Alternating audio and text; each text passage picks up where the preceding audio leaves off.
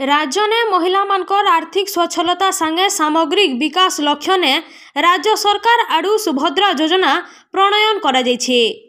सबु योग्य महिला जेंता योजना ने जुड़ी होकरी इतार लाभ नहीं पारबे सेथिर लागी राज्य जिला तथा ब्लॉक स्तर ने माँ मान को संश्लिष्ट करा जाई करी विविध कार्यक्रम माने अनुष्ठित करा जाउछे। ई परिप्रेक्षी ने योजनार सफल कार्यान्वयन लगी सकाल 10 बजे समिया के जिलापाल कार्यालय परिसर ने आयोजित स्वागत पदयात्रा के जिलापाल श्रीमती अन्या दास, बलांगीर लोकसभा सांसद कर जिला प्रतिनिधि शरद शतपथी और जिलार वरिष्ठ अधिकारी उपस्थिति ने शुभारंभ करथिले। ई पदयात्रा जिलापाल कार्यालय परिसर नु बाहरी करी सुवर्णपुर टाउन हॉल ठाने पहुंचीथिला। परे परे पदयात्रा ने सामिल सबु महिला मंडल कर्मकर्ता प्रमुख को नहीं करी सचेतनता सभा कार्यक्रम पर्यवेसित सांस्कृतिक कार्यक्रम माने अनुष्ठित होता।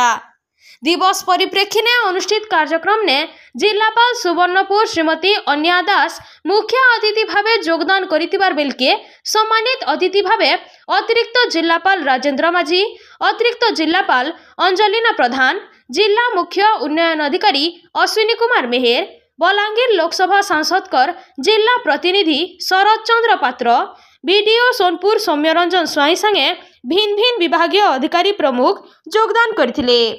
जिलापाल सुवर्णपुर श्रीमती दास स्वागत पदयात्रा सचेतनता समावेश ने सुभद्रा योजना महिला मानकर लागी गोटे प्रमुख योजना बोली कहिथिले।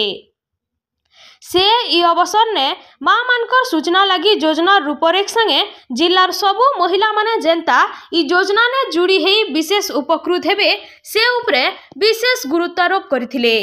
जिलार केहनी आवेदन केंद्र ने परिचालक अथवा मध्यस्थी इथिर लगी केहनी प्रकार बेनियम अर्थ दाबी करुथिले सेमानकर विरोध ने कार्यानुष्ठान नियाजिबा बोली कहबार संगे दाखल लगी निर्दिष्ट शेष अवधि नैन सेथिर लगी माँ माने केहनी व्यस्त विव्रत न हेबार के परामर्श देथिले। जिलापाल भिन्न भिन्न स्वयं सहायक गोष्ठी मानकर बाजार आयोजित होइतिबार बेलके घिना विकार आनंद नैथिले उपस्थित सबु योगदानकारी माने।